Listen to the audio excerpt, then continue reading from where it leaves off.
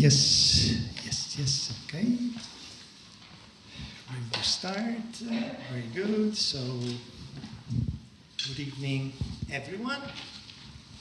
It was a pleasure for me to invite you to enjoy an event that will bring you, I would say, more than a breath of fresh air after the Sanremo overdose that I presume most of you were exposed to in the last few days, willy or nilly.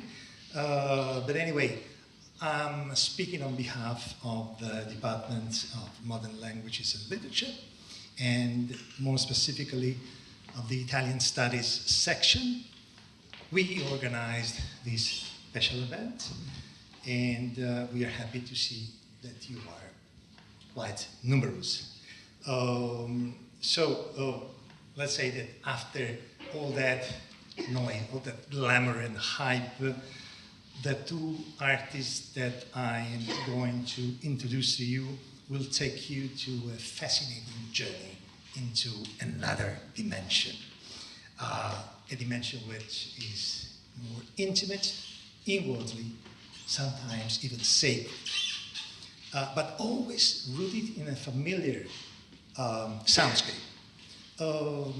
I've been following Elena Somarè's work since its beginnings. She devoted more than 10 years to renewing the ancient whistling technique, and she transformed it into an art on its own. You must be aware of the fact that the whistle as such is associated with stereotypes since it was documented on record, and that brings us to the early years of recording when whistlers were stars along with operatic voices and brass bands. That is, sounds, the only sounds that were able to be captured perfectly by the technology available at the time, the acoustic technology. At the same time, whistlers have always been a source of entertainment, a circus-like phenomenon to be exhibited, showcased just for fun, like a freak show. And just by accident, a couple of days ago, I watched a popular TV show run by Stefano Bollani, a great jazz pianist and entertainer as well. And the guest of that episode was a whistler, a male whistler, because it's very difficult to tell if it is a male whistle or a female whistler. Whistle is beyond gender. Elena will tell us about that. That guest performed an excerpt from one of Rossini's ouvertures and accompanied himself on the piano. And the reaction of Stefano Bollani and her partner was obviously smile and laughing. And that's the destiny of most whistlers who have carried this heavy load on their shoulders. So, if this, by mere chance, is what you expect tonight, forget it. You've come to the wrong place, okay? Elena Somarè does precisely the opposite. She takes whistling seriously. She published 4 albums. She toured all the world, hundreds of concerts. And what, in my opinion, makes the difference is the fact that she doesn't only perform only known published tunes in the form of cover version, but also original songs, songs that are mostly composed by Mats Hedberg, a guitarist and a composer who is also responsible for all the arrangements that you'll be listening to in a while. Oh, there are many interesting stories about whistle, but Elena is here precisely to tell us and to open some unknown horizons about this ancient form of making music. So, ladies and gentlemen, please welcome Elena Somarè and Mats Hedberg.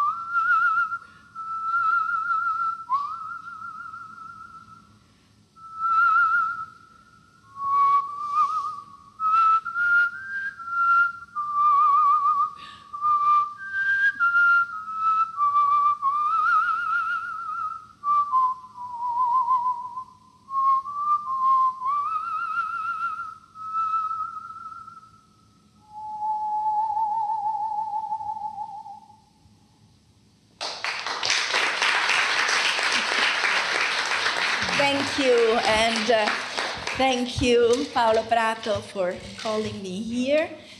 You know, this is a language department, and I must say that maybe whistle is our first language. And it's not me saying that, but it's Charles Darwin in The Evolution of the Species that writes that maybe a human language comes from hearing the birds singing and has it a little bit more rhythm, hearing the primates and what primates do when they go like that. So maybe whistling was the first language, and maybe, of course, singing could be the first language, because, of course, whistling is very much associated with birds. And so now we continue with a bird, with a very famous blackbird that was written by Paul McCartney with John Lennon, but it's not really a bird. This song was written for Sarah Parks. I don't know if you know who Sarah Parks was, but in 1955 in the States, seats in the buses were only for white people. And she sat down and she refused to stand up, to leave the place to a white person. And this was a gesture, something incredible. So Paul McCartney wrote this song for her and for a bird, a blackbird, who just stood up and flew away.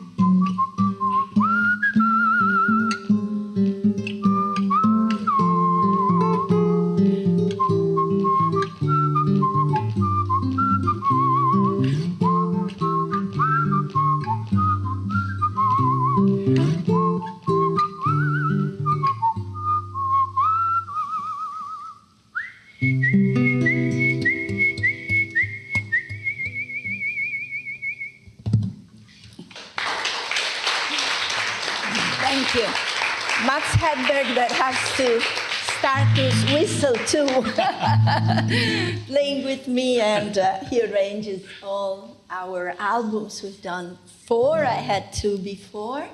This was contained in an album that came out in 1921. That was all on the 60s. So we had also King Crimson and Elton John. 2021. 2021, yes. So it's a very particular album because, I mean, I think nobody ever did King Crimson whistled or Elton John or something like that. And but now we continue with another bird because of course, we write a lot of our songs, but now, just to explain the whistle, we're going around the world with some world tunes, very old or famous in the countries. You might not know this one if you haven't been to Venezuela. You know, in Venezuela, there is a kind of rhythm that's called oropo, and it comes from the Jesuits that arrived there, and they brought the instruments, and they brought also our valzer. But valzer is 3/4, and this valzer mixed with the native rhythm, and so it becomes a little bit different. It's 3/6/8, and so it could be a 3/4, but the accent is a little bit different. So this is called the little green bird, il pajarillo verde.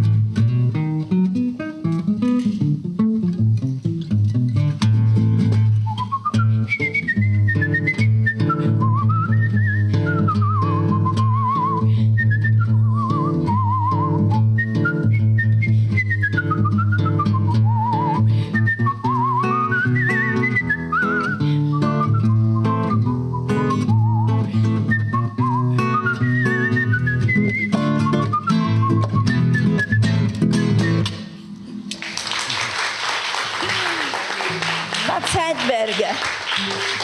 You know, when I met Mats, he was playing electric guitar, heavy metal, and now he's transformed in a Venezuelan guitarist. But I mean, he can do anything, and really now we change world again by a tune, performing a tune that it is a tune by the only composer that really, I think, composed for whistle. This is Ennio Morricone. He used a lot the whistle in another way, though, because he used the whistle like an Andean flute for the Italian Western music, the spaghetti Western, think it's been called like that, but for Sergio Leone mostly. And he had this incredible idea to use revolvers, pistols banging, and of course whistle. That's very similar sometimes to an Andean flute. But we will not perform the classical whistle composed that you might know, like, we won't do that. But we will do a tune from a wonderful film that's Once Upon a Time in the West, and it's sang by a soprano. So, but you know, soprano or tenor, it's in the same range, of course, with different heights of my whistle. So it's perfect, that part, that range.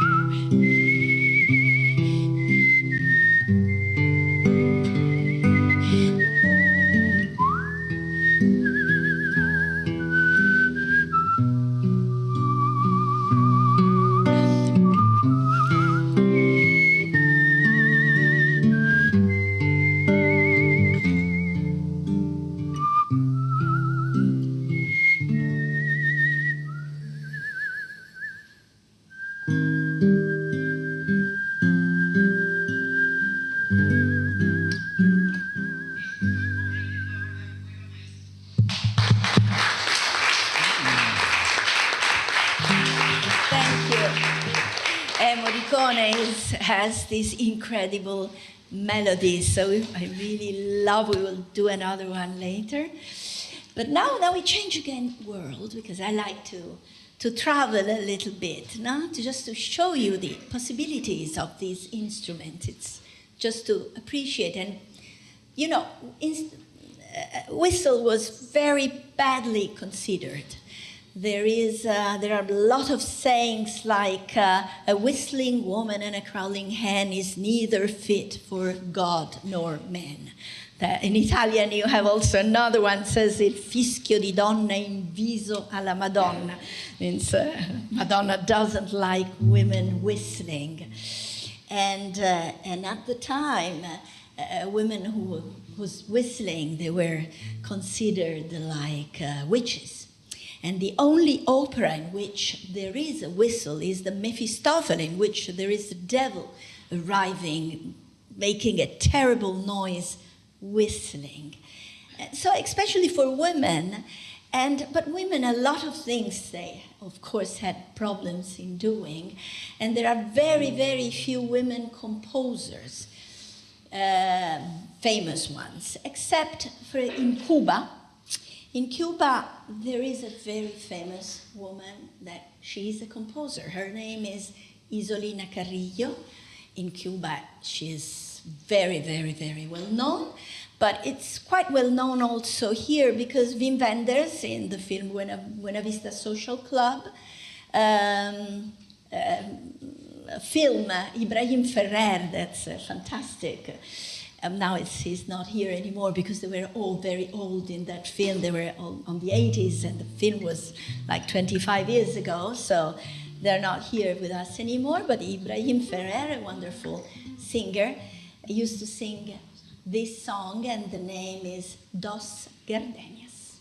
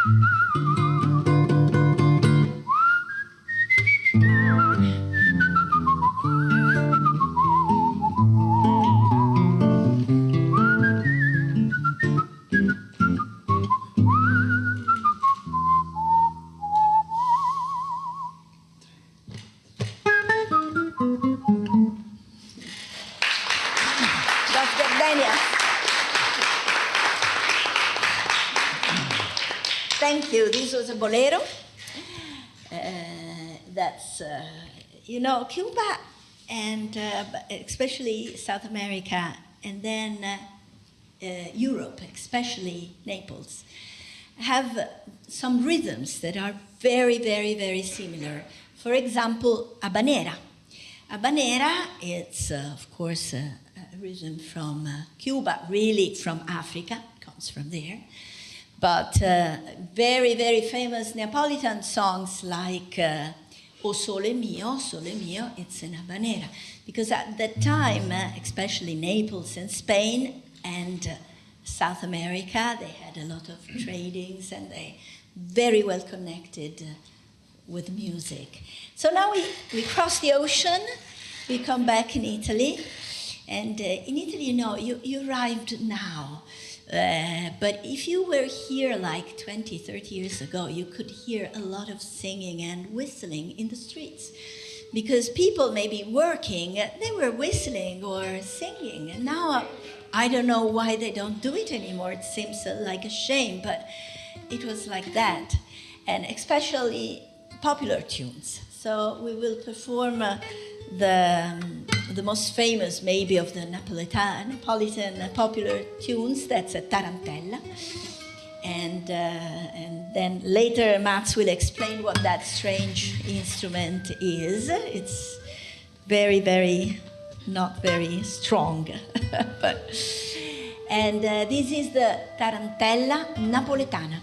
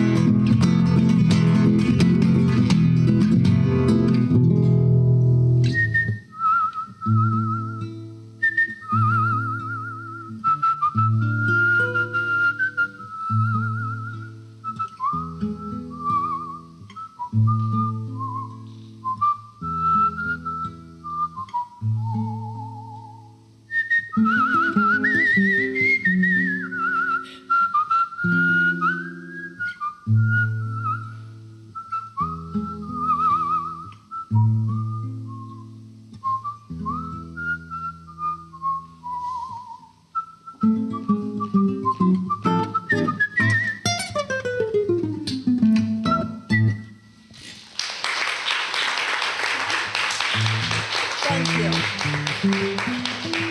This is the tarantella, and now another, just to give you another different kind of Italian, especially from Naples, music. This is a very, very, very famous tune that was attributed at Donizetti, because Donizetti used to work at Napoli Conservatory, so at La Maiella.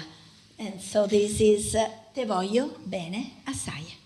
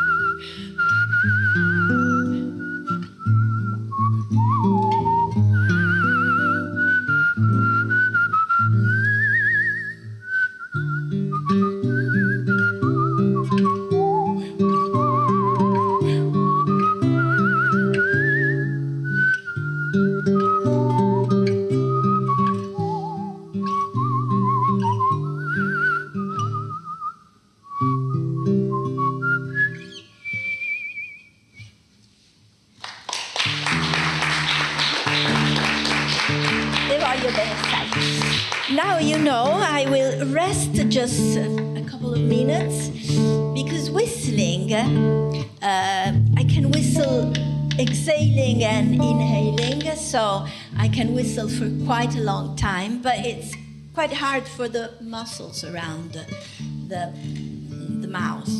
So, for example, like trumpets, I don't know if you know, when you write something for trumpets, you cannot write for more than 1 minute and a half because it's very hard even for them, for the muscles, because they make a vibration. That's almost the same for whistling, although I don't vibrate, but I need a rest. A little bit, not much, just a couple of minutes sometimes. So I leave you with Mats and with an original song by him called Blot. Blot, and what does it mean? It's a sacrifice from the old Nordics to have a good crop and a good life. Okay, crop.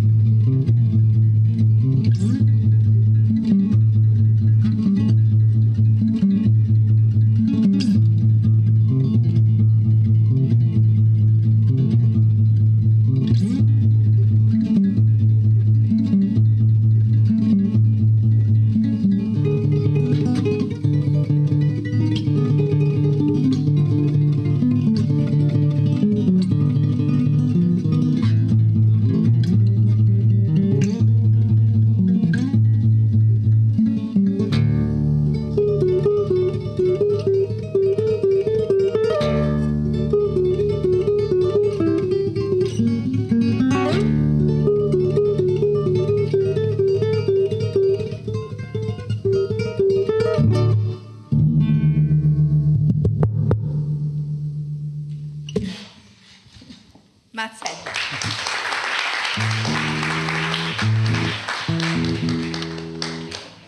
Okay, I rested, and thanks to Mats. And also, as he's Swedish, we remain in Sweden with another folk song with a terrible name. Can you tell the right name of folk song? It's called Gärdebylåten. It means it's a song from Gärdeby. It's a small town in the center of Sweden. Okay. No, he has to tune all the time the guitar, because of course, you know, guitars can be tuned in very different ways, and so each time it takes a little bit. Okay. Okay. Other. Bye.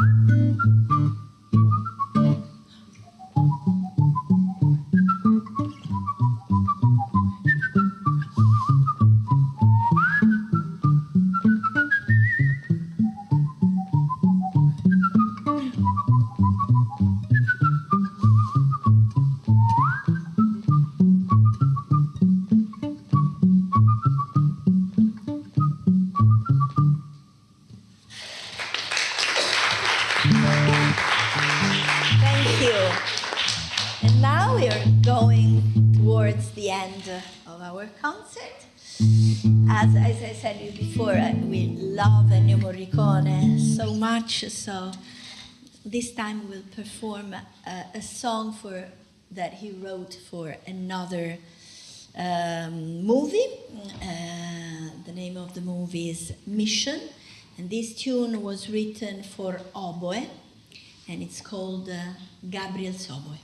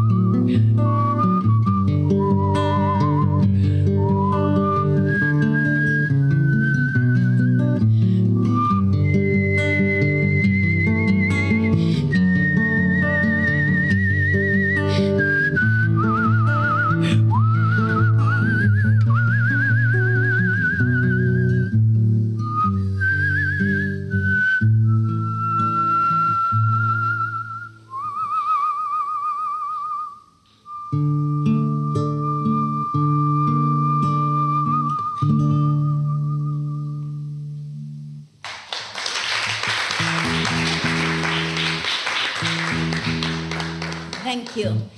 You know, when I started this strange kind of concert, because I mean, it's very rare to hear a whistling concert. Usually, whistle is used, as Professor Prato told you before, like a funny thing or a color.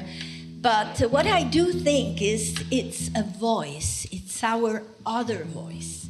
It's a voice that everyone has. It's maybe the most ancestral one, and it touches different kind of chords inside of us. But it's a voice. So what I hope that you will feel after hearing me, and now we're going to the end, and we'll leave you with another very famous song from South America. But what I really hope is that after a little while, you don't think it's a strange thing. It's just another musical instrument that can be used absolutely as a voice, can interpret songs exactly like a voice, but in a different way.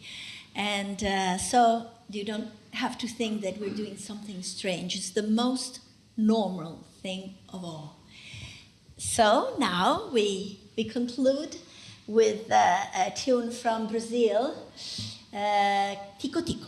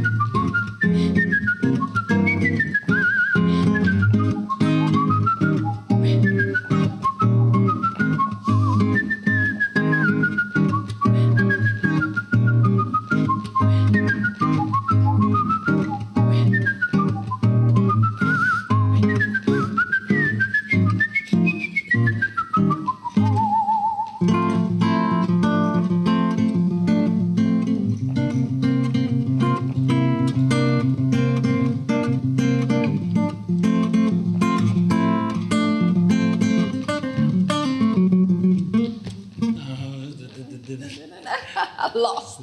Okay, you start again.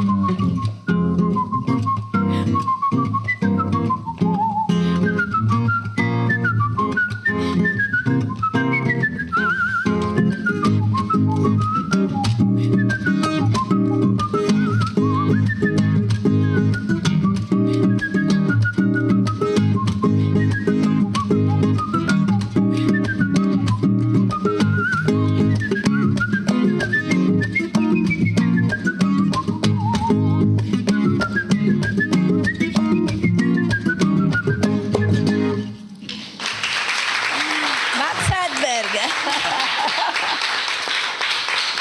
Thank you. Thank you. Thank you.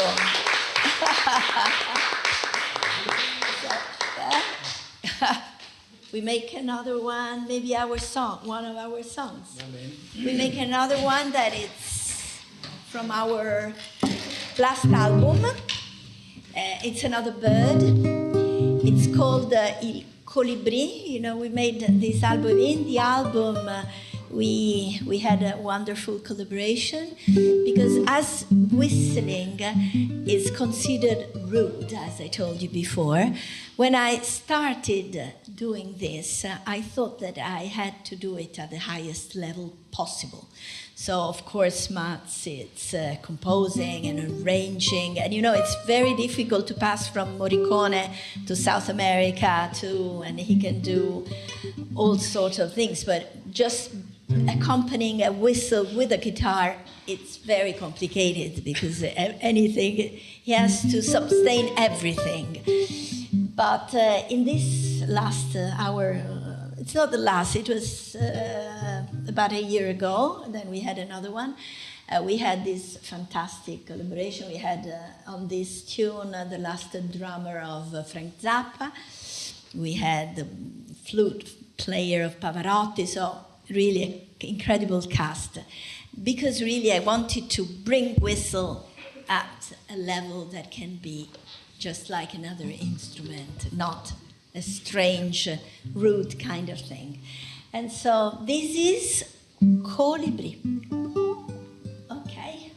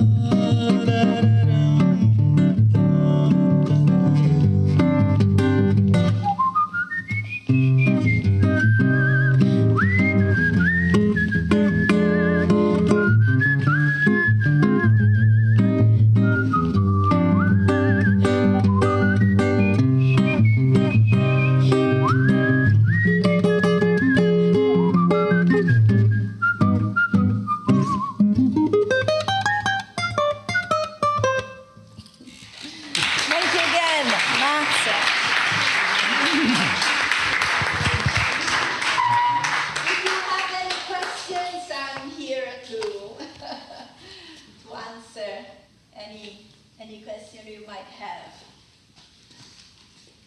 Professor? Tell us about Emmett Shue. Okay. Okay, you know, maybe I use this, it's easier.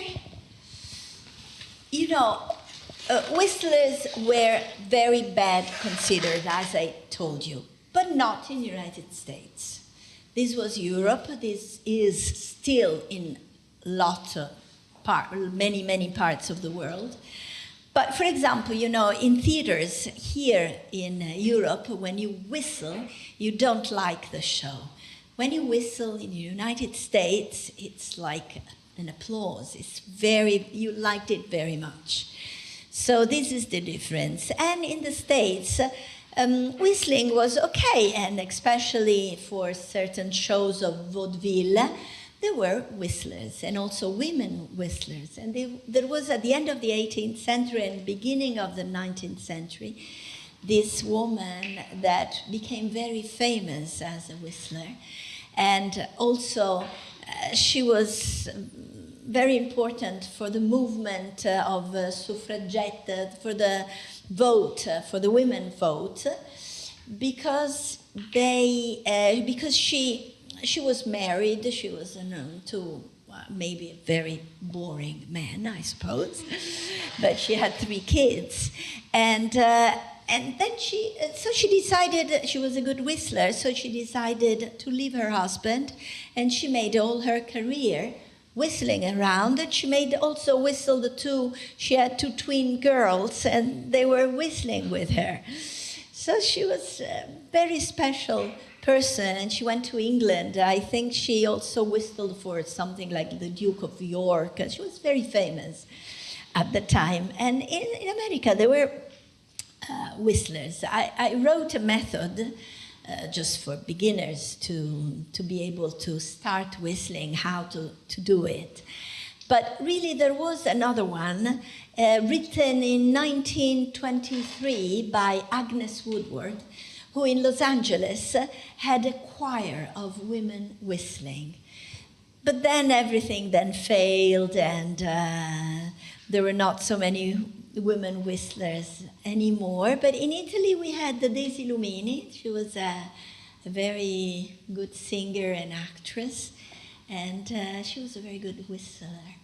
And once I read that she was making a show with Gilbert Bécaud, and she was whistling behind the curtains because they didn't know there was a woman whistling, because, you know, voices can be men and women.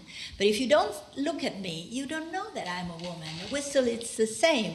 So, and it's a language that can be used all over the world. So it's our voice, but it's the most universal of all as well. Not the most ancient, not the most ancestral, but the most universal. Because you cannot say if it is, I don't know, from Africa, from here, from the United States, or from Asia. The whistle is the same. It's our voice everywhere in the world. Let me add to all of you that they have a big repertoire. Yeah. They even approach sacred music. Yes. And opera. Casta Diva is one of my favorites from your latest album. You find anything on Spotify or Amazon, or we are everywhere. And we are on every Wednesday at Cappella Orsini here in Rome. Oh, that's a good... It's a project called Rara Va Avis Experience. You find it on the web, of course. Very good, very good. So it was an amazing event. Thanks a lot, Elena. Thanks, Mats. I do believe that you all appreciated, you all liked and followed very, very attentively. So at this point, if there are no questions, I think we can let them go. Okay? Unless we have questions. Great. Okay. Where is two things? First, I wanted to ask you, where is this? You said you had like a guide for people to learn how to whistle. Yes. The thing is, my second last name is in Spanish is whistle, and my mom makes fun of me because I don't know how to whistle. So I would love to learn how to whistle. Okay. So if you can tell me where You find this me, is. if you want, on the web. You write to me, and I can. I'm not really a teacher, but I can give you some Of course. advices. Thank you. And I wrote a book on it, a little manual that's called The Art of Whistling, and you can find it also. Everything is online at the moment, so you find it by Dantone Editori. It's there. Dantone Music, yes. But if you write to me, Elena Somarè at gmail.com, it's very easy.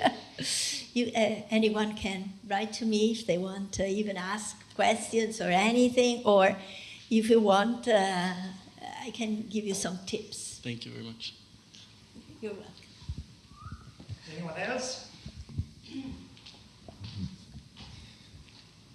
That okay? Okay, so I hope I you think so. all go away whistling now. Huh? Thanks for This usually happens being at the here. concert. You're going to try. Okay, thank you all for being here tonight.